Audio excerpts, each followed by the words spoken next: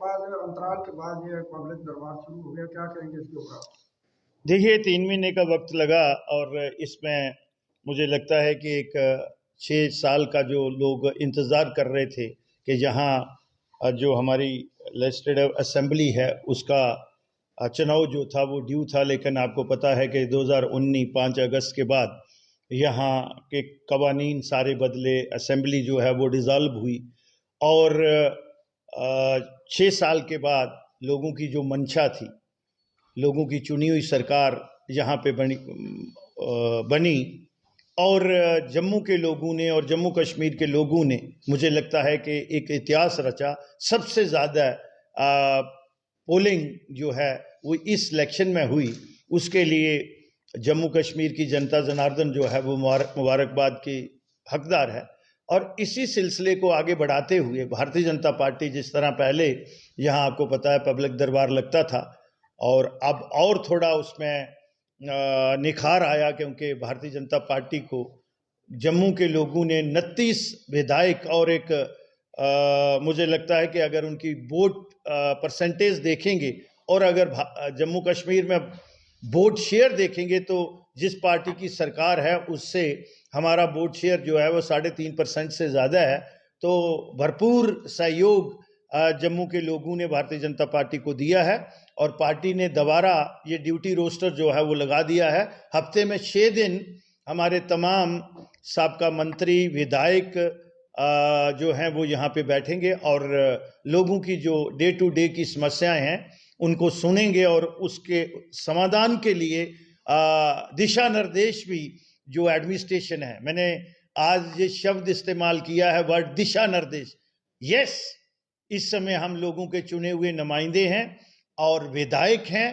और जो public representative act है अब वो एडमिनिस्ट्रेशन को भी स्टडी करना पड़ेगा और जो मैंने दिशा निर्देश की बात की है और उसको एड्रेस भी करना पड़ेगा। इसी तरीके सरकार को भी हम ऑन टो रखेंगे, तो वो हम अपनी जिम्मेवारी जो है वो भारतीय जनता पार्टी का हर कार्यकर्ता और हर विधायक निभाएगा। शर्मा साहब, पिछले दिनों एक डिस्ट्रिक्ट डेवलपमेंट काउंसिल की बैठक हुई थी, उनमें सभी को, डीसी को बुलाया, आरएनबी के चीफ इंजीनियर को बुलाया और एमडी को भी बुलाया, लेकिन वो मीटिंग में शामिल नहीं। क्या वही मानसिकता जो है, उनकी सोच जो है, अभी भी जो गैप है पब्लिक के साथ और ब्यूरोक्रेसी के बीच में, वो अभी भी गैप रहा है, क्या कहेंगे इसके ऊपर आप? हाँ, एक कंफ्यूजन की स्टेज है। मुझे लगता है कि एडमिनिस्ट्रेशन को भी उसके बाहर आना पड़ेगा और गवर्नमेंट सर्वेंट है and they should behave like a government servant. Public representative जो है वो कस्टोडियन है लोगों का, लोगों के चुने हुए नुमाइंदे हैं और चुने हुआ नुमाइंदा चाहे वो मेंबर पंचायत हो, चाहे कारपोरेटर हो, चाहे विधायक हो, चाहे मेंबर पार्लियामेंट हो, चाहे डीडीसी हो, चाहे बीडीसी तो आज है नहीं, दे आर पब्लिक रिप्रेजेंटेटिव।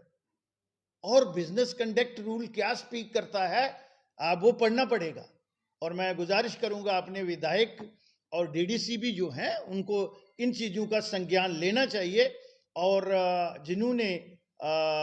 इसको डिसोवे किया है उनकी कहीं ना कहीं रिस्पांसिबिलिटी फिक्स होनी चाहिए। तो जिस तरह से एक सवाल मेरा ये रहेगा कि उमर साहब ने कहा है कि कांग्रेस को अब ईवीएम का जो है वो जो है रोना जो है बंद करके हार को स्वीकार करना चाहिए, क्या कहेंगे? मैं अप्रिशिएट करता हूं, उमर अब्दुल्ला ने बड़ा एलैबोरेट करके उसका व्याख्यान किया है कि जब जीतते हो 100 मेंबर पार्लियामेंट बनता है तो जश्न मनाते हो, कर्नाटका में जीतते हो तो जश्न मनाते हो, तो यहां झारखंड में जीते हो तो जश्न मनाते हो, हिमाचल में पॉइंट समथिंग से जीतते हो तो जश्न मनाते हो, लेकिन जहां हारते हो तो वहां ईवीएम खराब हो जाती है। भाई ये कौन सी बात है? तो कम से कम ये पब्लिक है, सब जानती है। जिस दिन लीडर ने और पार्टी ने ये मान लिया कि ये सारी ताकत वोट बैंक में है, वोट के पास के साथ है और जो जनता जनार्दन चाहे वो फैसला हर पार्टी को मंजूर करना चाहिए। अगर जीत है तो उसको सेलिब्रेट करते हो और अगर हार हुई है तो पब्लिक के वर्डिक्ट को हमें एडमिट करना चाहिए, हमें मानना चाहिए। शर्मा साहब, इस बयान से आपको नहीं लगता कि जो एमसी है वो कुछ सॉफ्ट कॉर्नर बीजेपी के लिए आने वाले समय में सरकार भी बना सकती है? मुझे लगता है ये हमें ये सवाल पर्टेन नहीं करता है, ये उमर अब्दुल्ला और कांग्रेस ही बता सकती है। Thank you sir.